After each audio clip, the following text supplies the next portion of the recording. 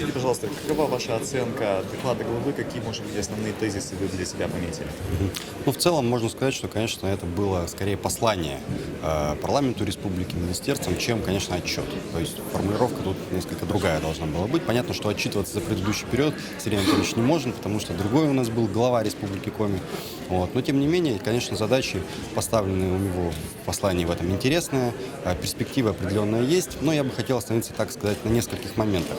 Ну, в первую очередь, доклад, конечно, был сделан на том, чтобы несколько поднять положительный опыт, положительные какие-то результаты. Но, тем не менее, вот есть моменты, которые вызывают сомнения. Ну, в частности, Сергей Анатольевич отметил, что несколько выросла промышленность Республики Коми за предыдущий период. Но сделал упор как раз на добывающей промышленности, в то время как перерабатывающая, по официальным данным, у нас несколько упала. И это, к сожалению, не нашло своего отражения в докладе.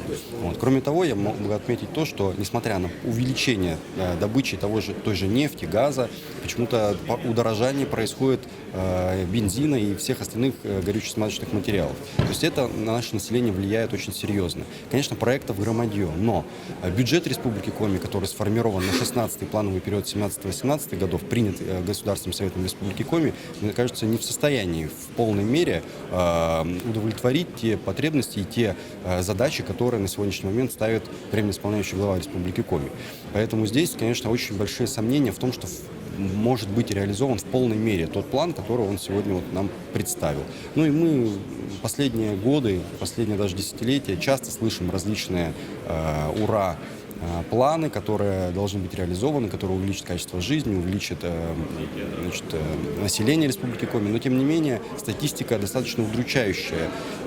Планы не реализовываются многие, а население Республики Коми уменьшается из года в год. Даже по официальным данным до 2031 года, по данным статистики официальной, у нас численность населения упадет до 650 тысяч человек в Республике Коми. Это снижение почти на четверть, на 24%.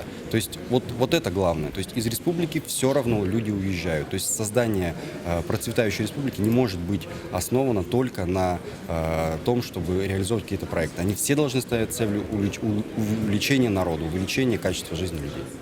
Спасибо огромное.